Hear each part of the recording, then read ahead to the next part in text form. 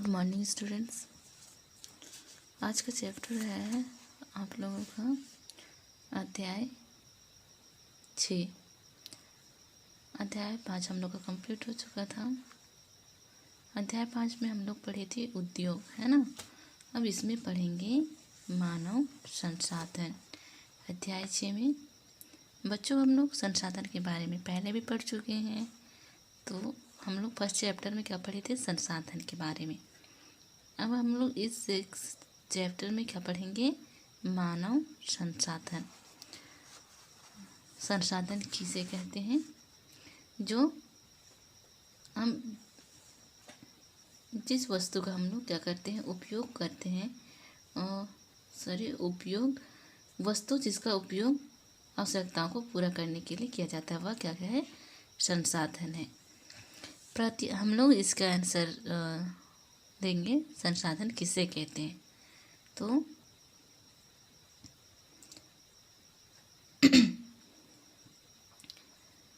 प्रत्येक वस्तु जिसका उपयोग आवश्यकताओं को पूरा करने के लिए किया जाता है, वह क्या है? संसाधन है। और मानव संसाधन है ना, तो बोले कि मानव के द्वारा, मानव के लिए जितने भी संसाधनों का उपयोग, जैसे हो गया पूर्ण निर्माण, ये सब क्या है? ये तो हो गया मानव निर्मित, है ना। तो इसी से संबंधित हम लोग इस पाठ में अध्ययन करेंगे। बच्चों देखते हैं हम लोग मानव संसाधन। लोग ही एक राष्ट्र के सबसे बड़े संसाधन होते हैं। हम लोग क्या पढ़ रहे हैं इस चैप्टर में? मानव संसाधन।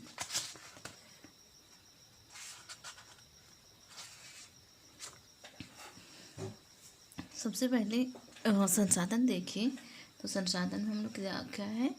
जिसे आवश्यकताओं को पूरा करने के लिए किया जाता है, वह क्या है? संसाधन है। तो हम लोग इसमें देखेंगे लोग ही एक राष्ट्र के सबसे बड़े संसाधन होते हैं। प्रकृति की देन केवल उस समय महत्वपूर्ण होती है जब वह लोगों के लिए उपयोगी होती है।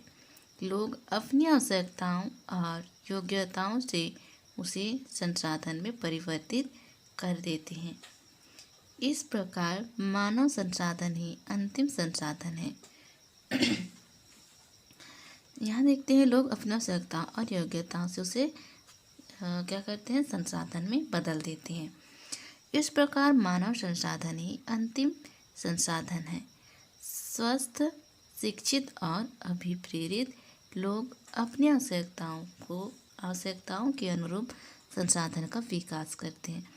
तो यहाँ देखते हैं हम लोग योग्यता से उसे क्या करते हैं? संसाधन में बदल देते हैं। इस प्रकार मानव संसाधन ही अंतिम संसाधन है। स्वस्थ, शिक्षित और अभिप्रेरित, यानी उसे लगाव व्यक्ति क्या करते हैं?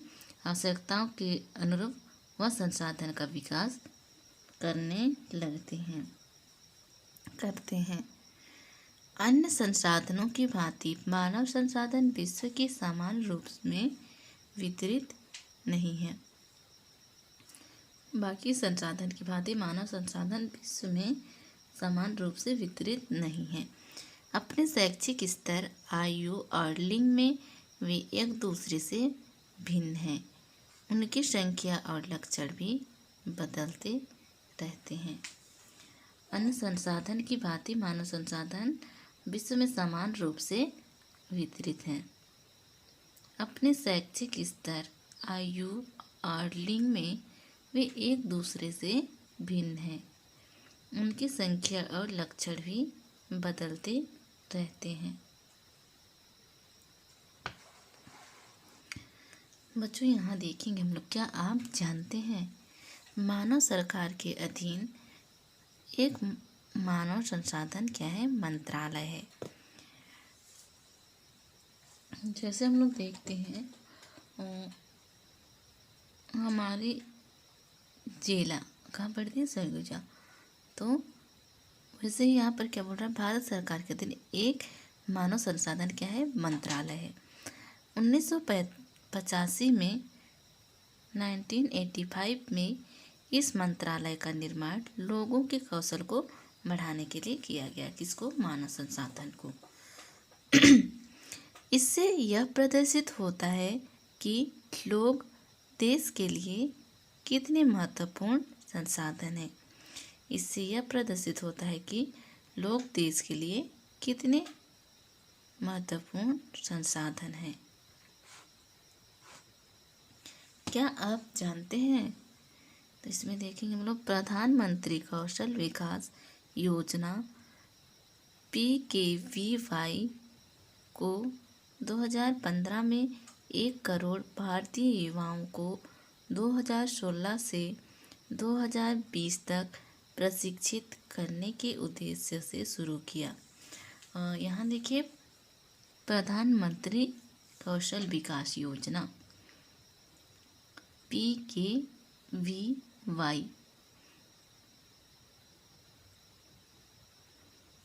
प्रधानमंत्री का फुल फॉर्म है ना, प्रधानमंत्री कौशल विकास योजना का फुल फॉर्म है PKVY को 2015 में 1 करोड़ भारतीय युवाओं को 2016 से 2020 तक प्रशिक्षित करने के उद्देश्य से शुरू किया गया था। इस योजना का उद्देश्य संभाव्य और मौजूदा रोजगार अर्जक को गुणवत्ता प्रशिक्षण प्रदान करके रोजगार योग्य कौशल की योग्यता को प्रोत्साहित करता है। तो यहाँ देखेंगे इस योजना का उद्देश्य मौजूदा रोजगार अर्जक को, मतलब जिन व्यक्ति को रोजगार मिलने योग्य है ना, गुणवत्ता प्रशिक्षण प्रदान करके रोजगार योग्य कौशल की योग्यता को प्रोत्साहित करना है।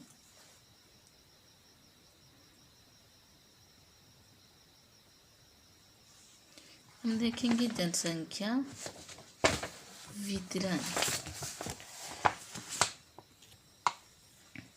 जनसंख्या वितरण भूपृष्ठ पर जिस प्रकार लोग फैले हैं, यानी भूमि में, है ना, भूपृष्ठ भूमि के क्षेत्र में जिस प्रकार लोग फैले हैं उसे क्या कहेंगे? जनसंख्या वितरण का प्रतिरूप कहते हैं।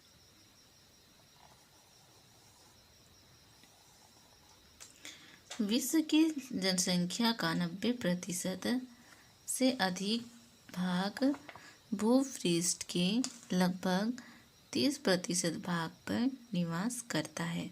कौन? जनसंख्या, है ना। विश्व में जनसंख्या का वितरण अत्यंत असमान है। कुछ क्षेत्र बहुत घने बसे हैं और कुछ विरल बसे हैं। कुछ क्षेत्र में बहुत ज़्यादा घना बसे हुए हैं और कुछ क्षेत्र में कम बसे हुए हैं। विरल यानी कम। दक्षिण और दक्षिण पूर्वी एशियाई, यूरोप और उत्तर अमेरिका घने बसे क्षेत्र हैं। उत्तर अक्षांशीय क्षेत्रों, उष्णकटिबंधीय मरुस्थलों, उच्च पर्वतों और विषुवतीय वनों के क्षेत्र में बहुत कम लोग रहते हैं। यहाँ देखेंगे उच्च अक्षांशीय क्षेत्रों में, उष्णकटिबंधीय मरुस्थलों, उच्च पर्वतों और विषुवतीय वनों के क्षेत्र में। विषुवत वृत्त के दक्षिण की अपेक्षा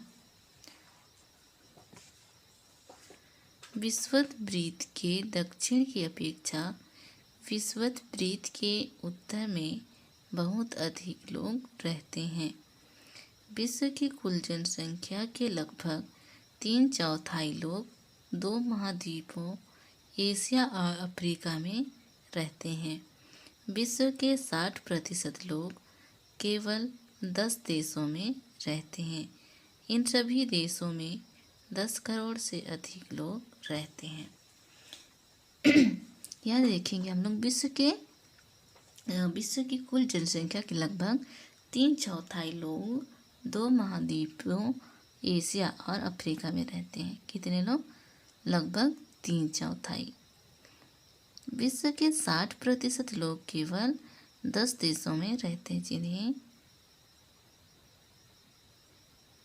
इन सभी केवल 10 देशों में है। इन सभी देशों में 10 करोड़ से अधिक लोग रहते हैं। आगे देखेंगे हम लोग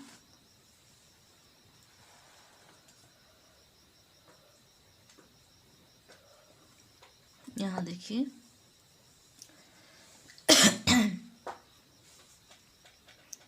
जापान, रूस, Nigeria, Bangladesh, Pakistan, Brazil, Indonesia और यूएसए, भारत, चीन। इसमें अलग अलग रंग दिखाया गया है, मतलब इसमें एशिया, यूरोप और अफ्रीका के रहते हैं। और यहाँ पर दिया है मध्य व दक्षिण एशिया अमेरिका में रहते हैं, उत्तर अमेरिका, ओसेनिया।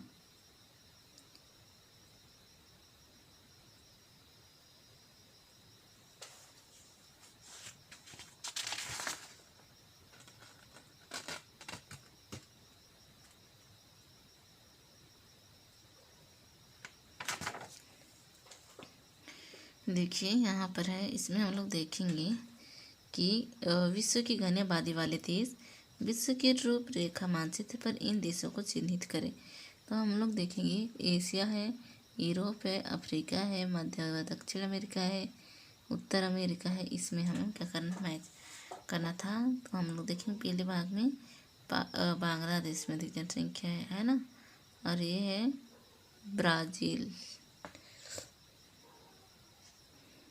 वो चीन में है ना ये लोग, और है भारत, यूएसए इधर भी है, और ये है पाकिस्तान में भी अधिक लोग हैं। तो आगे देखेंगे हम लोग, यहाँ क्रियाकलाप दिया गया है। देखिए चित्र 6.1 का अध्ययन कीजिए और खोजिए विश्व की कुल जनसंख्या में किस महाद्वीप के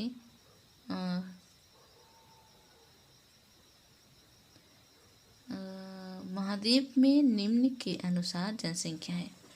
देखिए विश्व की कुल जनसंख्या में से किस महाद्वीप में निम्न के अनुसार केवल 5%, केवल 13%, केवल 1%, केवल 12%।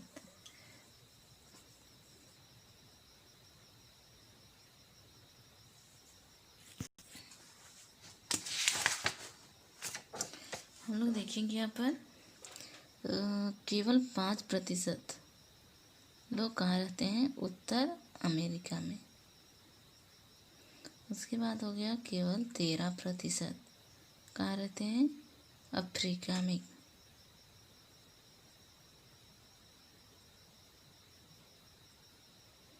उसके बाद है केवल 1%, 1%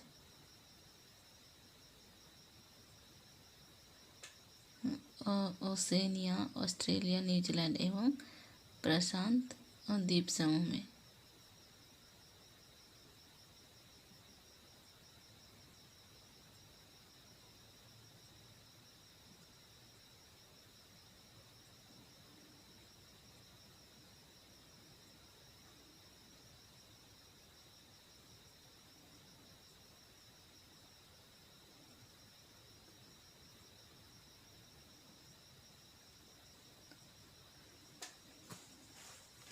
और 12% है यूरोप में। अब देखेंगे हम लोग जनसंख्या का घनत्व। पृथ्वी पृष्ठ के एक इकाई क्षेत्र में रहने वाले लोगों की संख्या को जनसंख्या का घनत्व कहते हैं।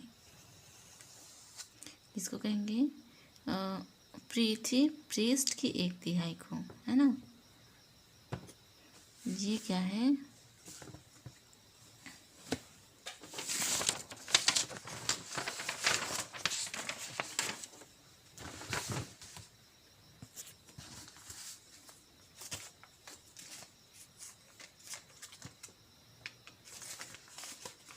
यहाँ बता रहे हैं ना, ये पृथ्वी है ना, ये गोल है, तो इसमें क्या बोल रहा है, 1/4, 1 इकाई है, यानी 1/4 हो गया है ना। तो इसको क्या करना है, 1/3, बस 1 ही भाग हो गया।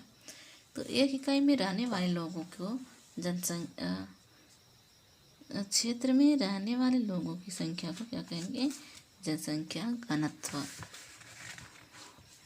सामान्य रूप से यह प्रति वर्ग किलोमीटर में व्यक्त किया जाता है। संपूर्ण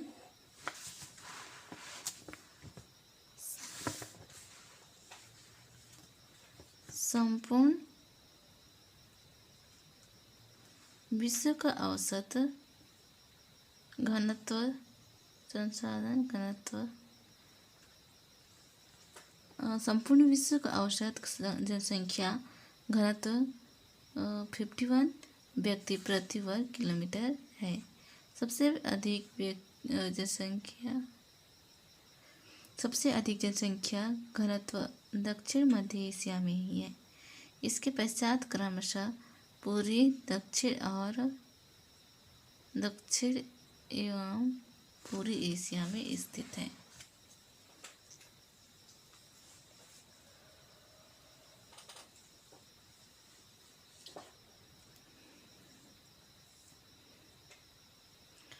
तो यहाँ देखिए सबसे अधिक जनसंख्या घनत्व कहाँ कहाँ है, दक्षिण मध्य एशिया में है और है पूर्वी एशिया में, दक्षिण एशिया में, है ना। जनसंख्या घनत्व के बारे में पढ़ाया जा रहा है यहाँ पर। उसके बाद देखेंगे जनसंख्या वितरण को प्रभावित करने वाले कारक।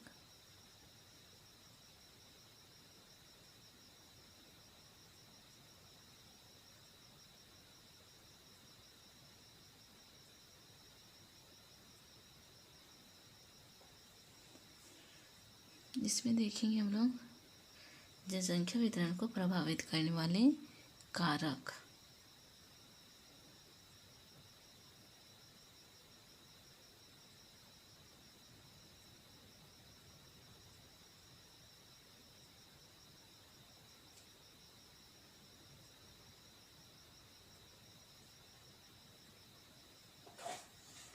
भौगोलिक कारक क्या पढ़ेंगे हम लोग सबसे फर्स्ट में, भौगोलिक कारक।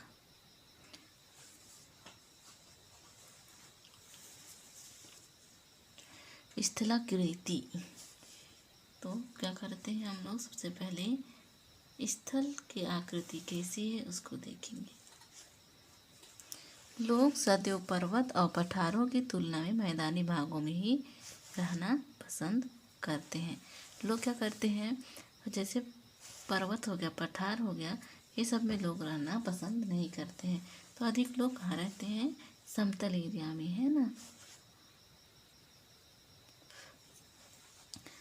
क्योंकि ये क्षेत्र खेती, विनिर्माण और सेवा क्रियाओं के लिए उपयुक्त होते हैं। यहाँ क्या बोल रहा है,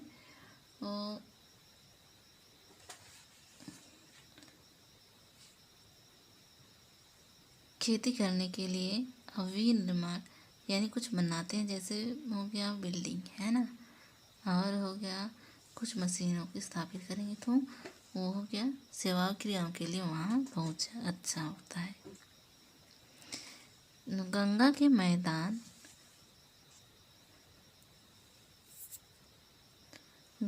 मैदान विश्व के सबसे अधिक घने बसे क्षेत्र है। गंगा के मैदान में सबसे अधिक जनसंख्या बसी हुई है, जबकि इंडीज, आल्प्स और हिमालय क्षेत्र जैसे पर्वत विरल बसे हुए हैं। बल्कि इंडीज, आल्प्स और हिमालय जैसे पर्वत विरल यानी कम बसे पाए जाते हैं, पर मैदानी क्षेत्र में बहुत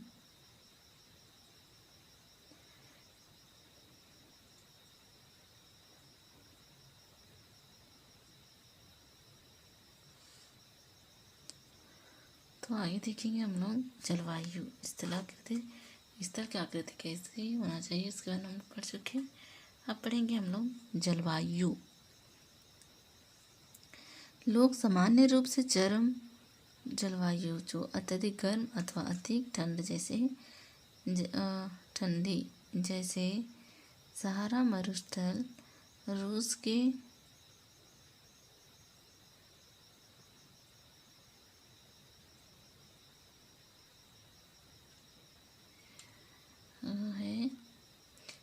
जलवायु। लोग सामान्य रूप से चरम जलवायु जो न ही अधिक गर्म लगता है और न ही अधिक ठंड, जैसे सहारा मरुस्थल में, रूस के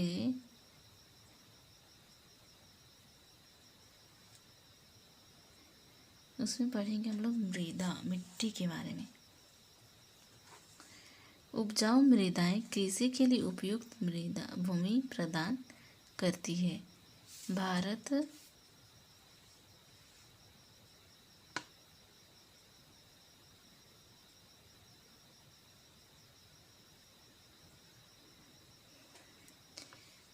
उपजाऊ मृदाएं कृषि के लिए उपयुक्त भूमि प्रदान करती है। किस लिए? उपजाऊ के लिए, है ना।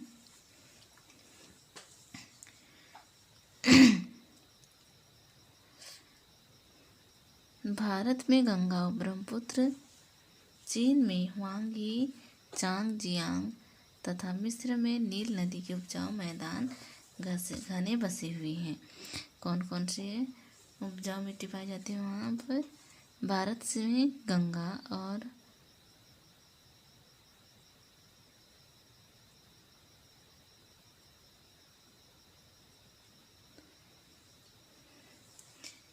है गंगा और ब्रह्मपुत्र, चीन और हुआंगी चांगजियांग तथा मिस्र में नील नदी के उपजाऊ मैदान घने बसे हुए हैं। अब पढ़ेंगे हम लोग जल।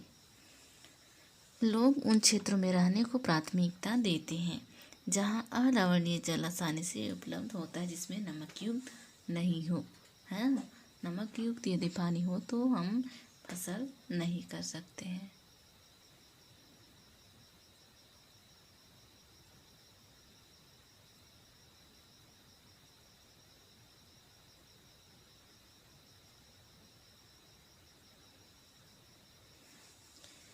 जल,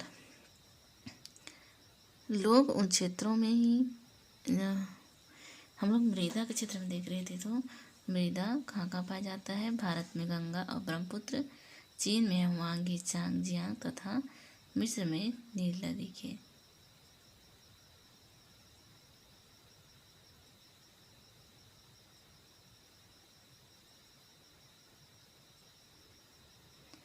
इसके बारे में पढ़ेंगे हम लोग। जल, लोग उन क्षेत्र में रहने को प्राथमिकता देते हैं जहाँ अलवणीय जल आसानी से उपलब्ध होता है, यानी वहाँ नमक युक्त पानी ना हो तो वह इंसान कहीं का पानी यूज कर सकता है। विश्व की नदी घाटियाँ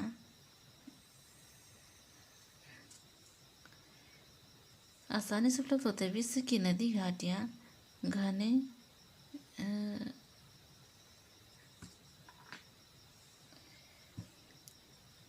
उपलब्ध होता है, प्राथमिकता देते हैं। अब पढ़ेंगे हम लोग खनिज। तो यहाँ विश्व की नदी घाटियाँ घने बसे होते क्षेत्र हैं, जबकि मरुस्थल विरल जनसंख्या वाले हैं। विरल यानी कम, है ना।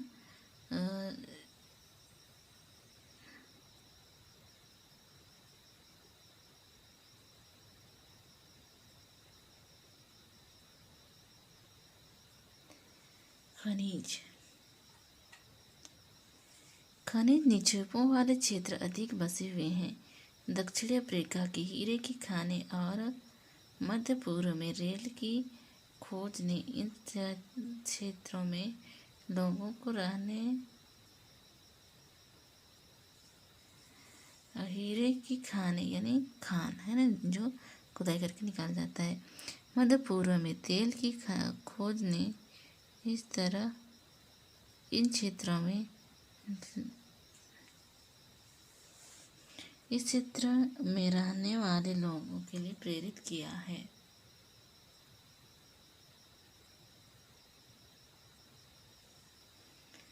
और आगे देखेंगे हम लोग। अभी क्या पढ़े? जनसंख्या वितरण को प्रभावित करने वाले कारक। अब पढ़ेंगे हम लोग सामाजिक, सांस्कृतिक और आर्थिक कारक।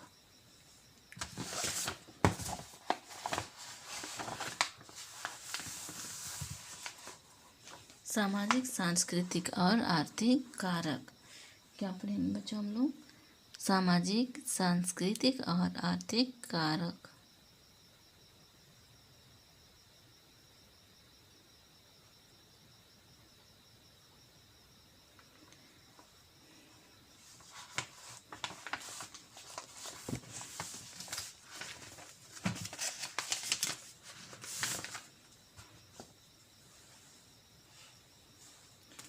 सामाजिक, सांस्कृतिक और आर्थिक कारक। आर्थिक कारक देखेंगे। औद्योगिक क्षेत्र रोजगार के अवसर प्रदान करते हैं। लोग बड़ी संख्या में क्षेत्रों की ओर आकर्षित होते हैं। तो सामाजिक, सांस्कृतिक और आर्थिक कारक। सबसे फर्स्ट हम क्या पढ़ते हैं? आर्थिक कारक।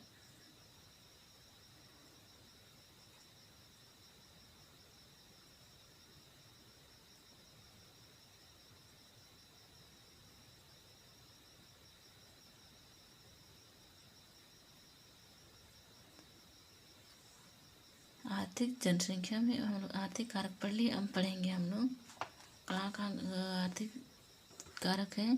जापान में ओसाका और भारत में मुंबई 2 घने बसे क्षेत्र हैं।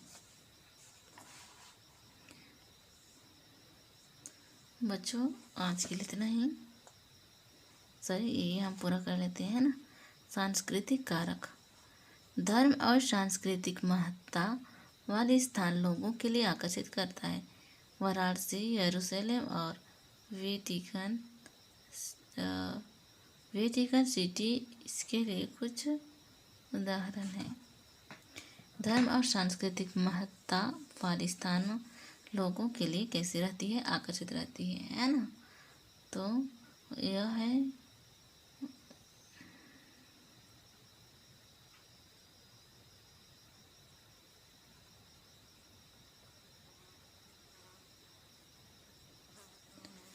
और पढ़ेंगे हम लोग सामाजिक कारक। अच्छे आवास, शिक्षा और स्वास्थ्य सुविधाओं के लिए अत्यधिक घने बसे हैं। उदाहरण के लिए पुणे। सामाजिक कारक में है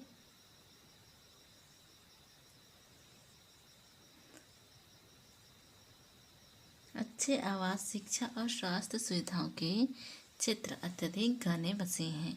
उदाहरण के लिए पुणे। उसके ऊपर क्या पढ़े हम लोग? सांस्कृतिक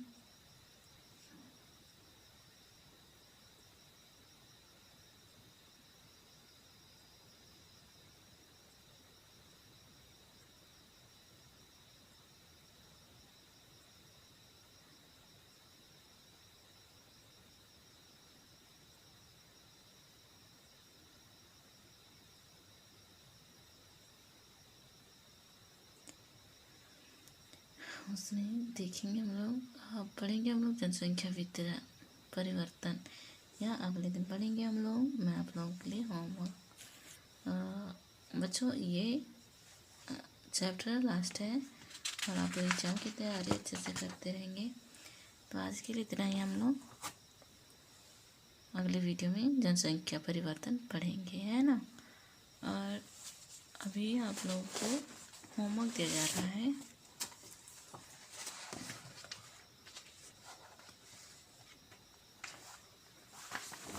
अध्याय 6 से नागरिक शास्त्र है।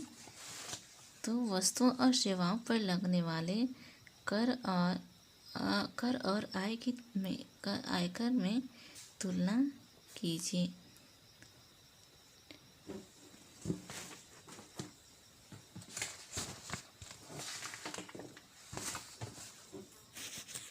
इसमें है थर, बस एक ही है ना, ये केवल है।